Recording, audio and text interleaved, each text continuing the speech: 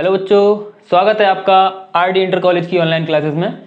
जैसा कि आप सभी जानते हैं, अभी लॉकडाउन चल रहा है तो कोई भी विद्यालय नहीं खुला है, कोई भी शिक्षण संस्थान नहीं खुल रहा है, तो आप सबकी पढ़ाई में भी बाधा आ रही है। तो आप सबकी पढ़ाई की बाधा को कुछ हद तक दूर करने के लिए हमने ऑनलाइन क्लासेस चलाने का निर्णय लिया है।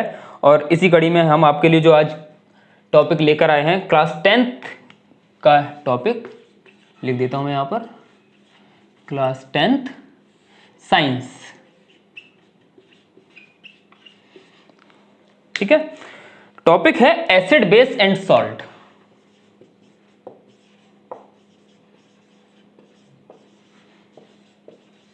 हिंदी आप जानते ही होंगे, अम्ल, क्षार और लवण। अम्ल, क्षार और लवण। सबसे पहले बात करते हैं हम अम्ल की। What is an acid? अम्ल क्या है? देखिए मैं लिखता हूं यहां पर, अम्ल, एसिड। आप सभी जानते हैं वे अम्ल वे पदार्थ होते हैं जो स्वाद में खट्टे होते हैं, है ना। तो अगर आपको लेबोरेटरी में कोई एसिड दे दिया जाए तो क्या आप उसे उठा करके चख के देखेंगे खट्टा है?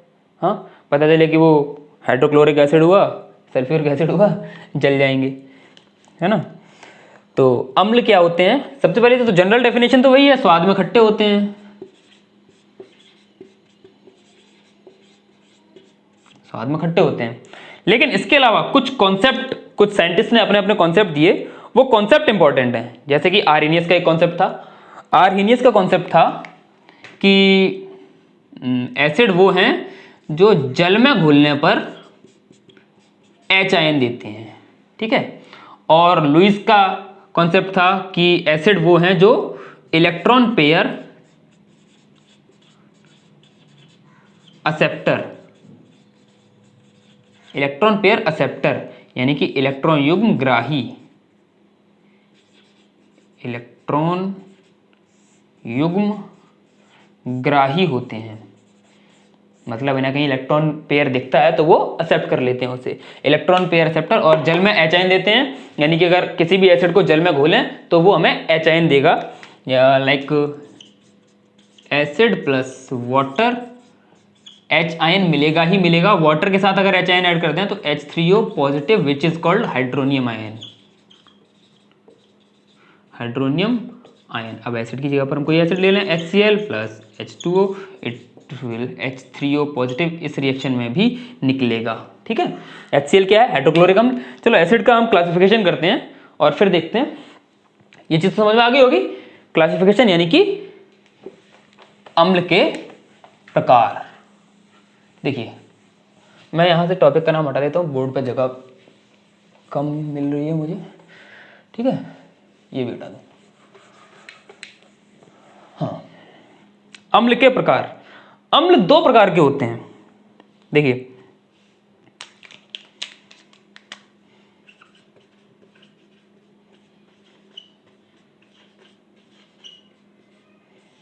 अम्ल दो प्रकार के होते हैं, मैं दोनों टाइप से यहां लिखता हूं। सबसे पहला टाइप जो है वो है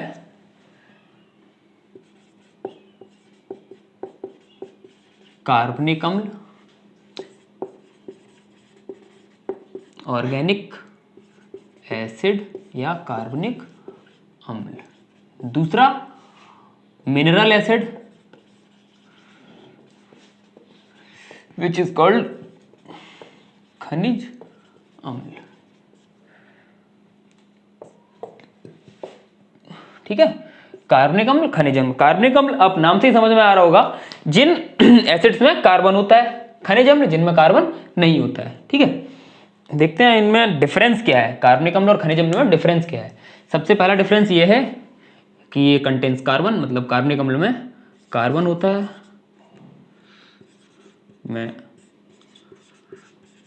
मैं शॉर्ट में लिख रहा हूं यहां पर, आप स्क्रीनशॉट ले लें और समझना चाहें तो समझ लें उसे, ठीक है। मिनरल एसिड में क्या होता है, कार्बन हो भी सकता है और नहीं भी, जरूरी नहीं है, और नहीं भी, ठीक है।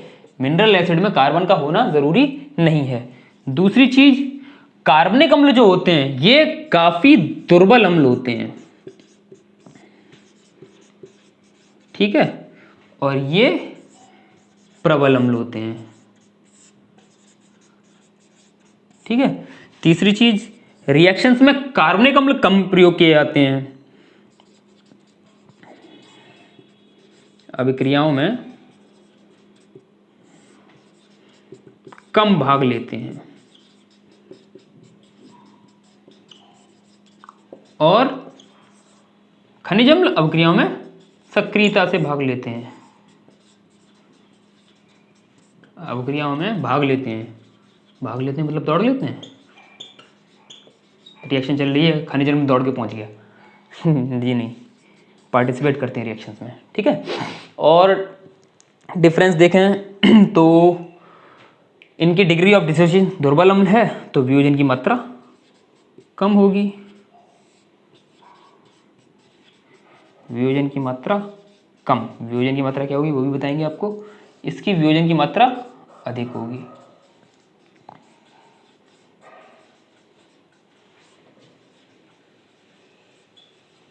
ठीक है, एग्जाम्पल देखें अगर हम तो इसका जैसे कि CH3COOH acetic acid, HCOOH formic acid, ठीक है।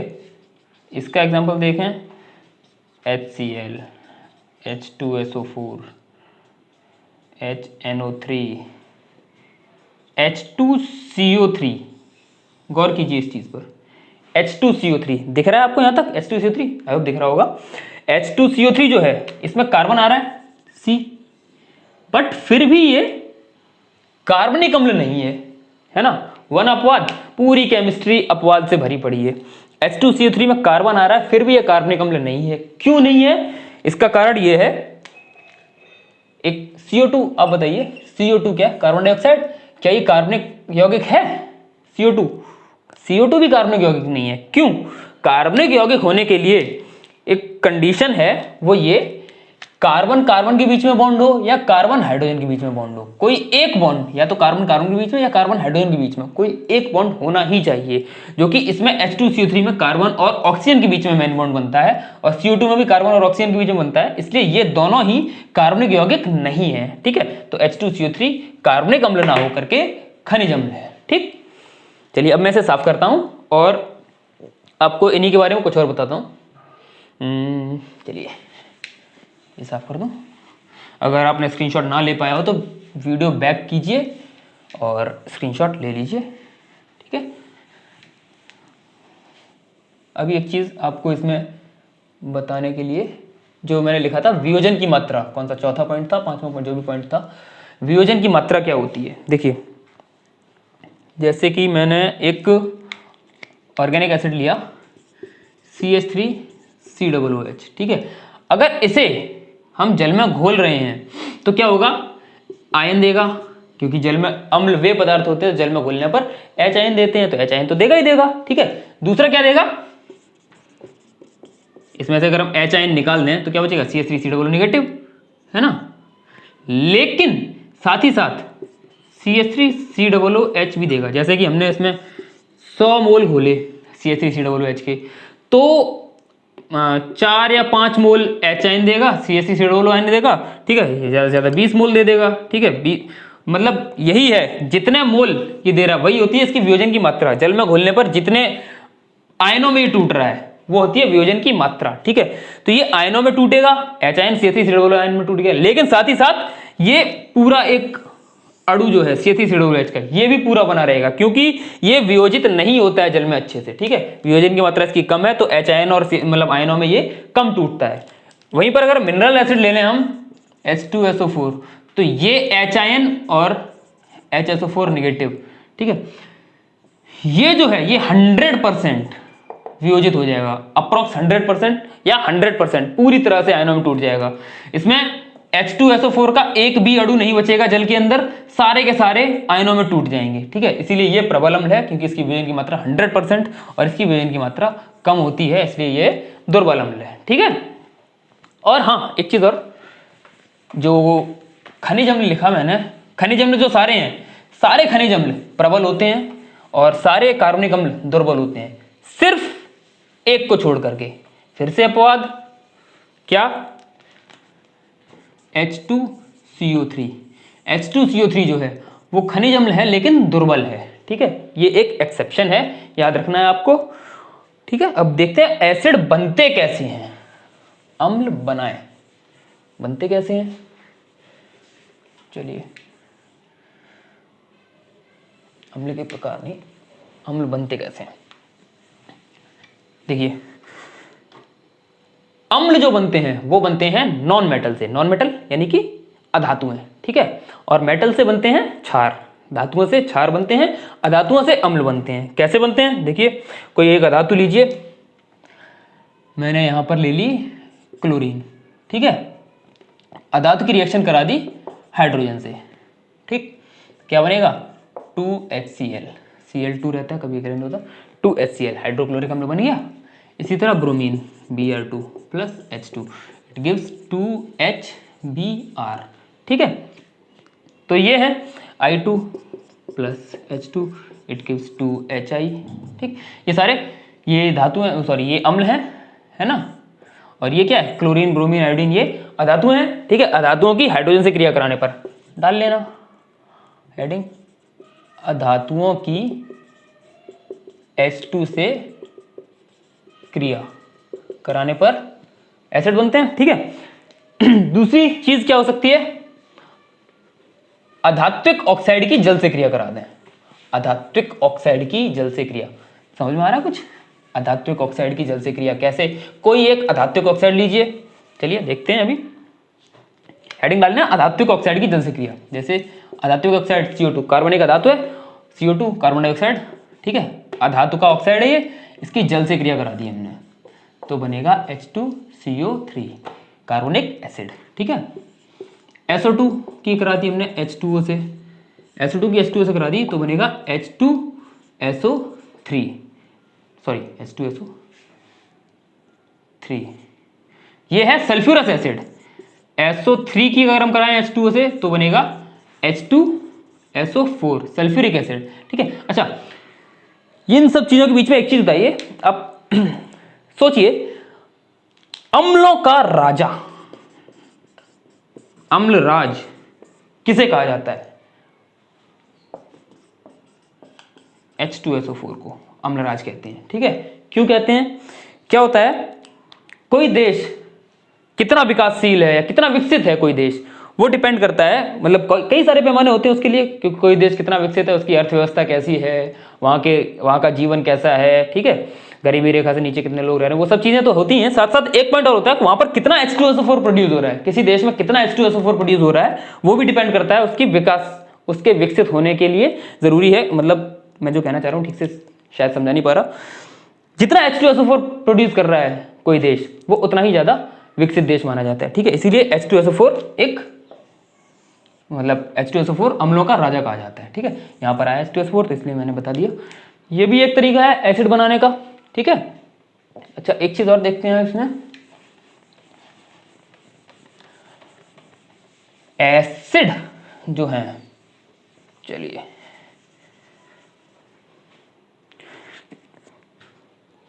मैं हेडिंग डालता हूं, अम्ल की क्षारकता क्या होती है? अम्ल की क्षारकता क्या होती है? अम्ल की क्षारकता होती है, क्या होती है? अम्ल की क्षारकता होती है, कोई अम्ल कितने H आयन दे रहा है, जितने हाइड्रोजन दे सकता है कोई एसिड, वो कहलाती है उस अम्ल की क्षारकता। जैसे कि HCl एक हाइड्रोजन है, एक हाइड्रोजन देता है, ठीक है। H2SO4 के पास 2 हाइड्रोजन है, ये 2 हाइड्रोजन देता है। CH3 COOH 1 और 3 4 हाइड्रोजन है, लेकिन ये देता केवल 1 हाइड्रोजन है, ठीक है। यही चीज समझनी है हमें, 1 हाइड्रोजन क्यों देता है, ये 2 दे रहा है, ये 1 दे रहा है, क्यों देता है? देखिए स्ट्रक्चर देखिए, CH3 COOH का, CHHH COOH,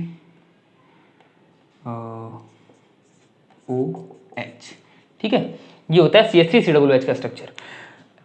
कोई भी अम्ल केवल वही हाइड्रोजन डोनेट करता है, कोई भी अम्ल केवल वही हाइड्रोजन डोनेट करता है जो ऑक्सीजन से लगा हुआ हो, ठीक है। ये हाइड्रोजन जो है ये ऑक्सीजन से लगा हुआ है, ऑक्सीजन से लगा हुआ है, इसीलिए ये वाला हाइड्रोजन निकल जाएगा। ये वाले तो कार्बन से लगे हुए हैं तीनों, तो ये नहीं निकलेंगे, इसलिए एक हाइड्रोजन निकल सकता है इसमें, तो एक दे देगा। H2SO4 में क्या होता है, H2SO4 का स्ट्रक्चर बनाया अगर हम तो SOH OH, ठीक है,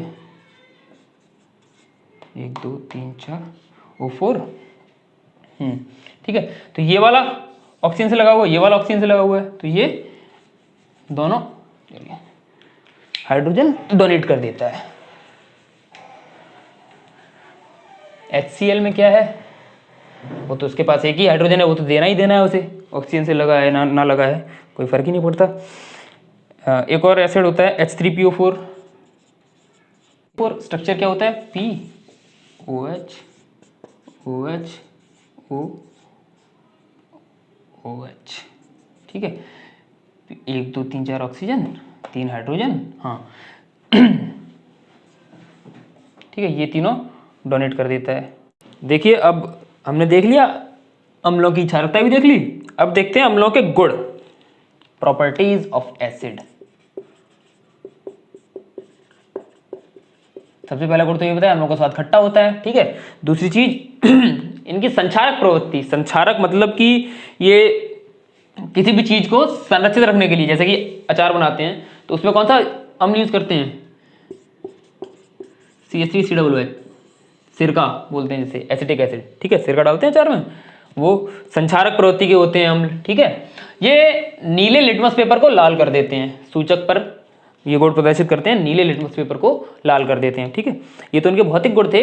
अब कुछ इनके रासायनिक गुण देखते हैं। रासायनिक गुण में क्या है कि ये हाइड्रोजन से क्रिया करके, सॉरी अम्ल धातुओं से क्रिया करके लवण बनाते हैं और हाइड्रोजन गैस निकलती है धातुओं से क्रिया करके, जैसे कि H2SO4 की क्रिया हम करा दें किसी धातु से क्रिया करा दें,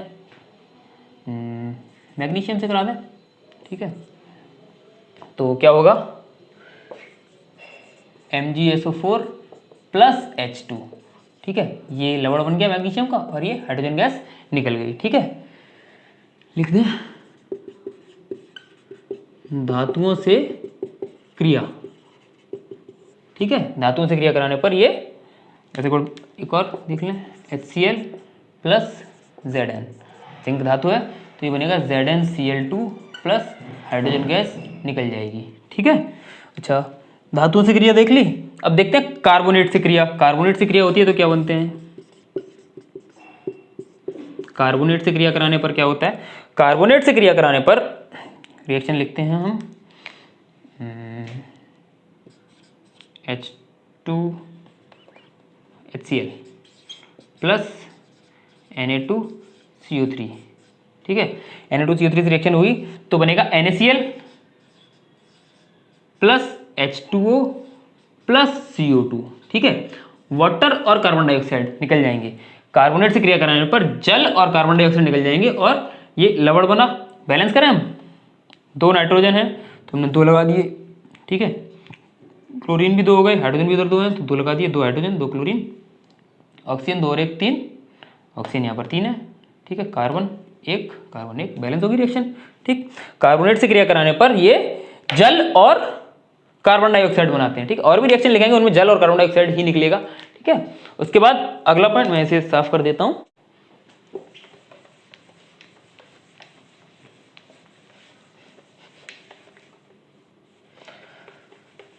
अगला पॉइंट धातुओं के ऑक्साइड से क्रिया।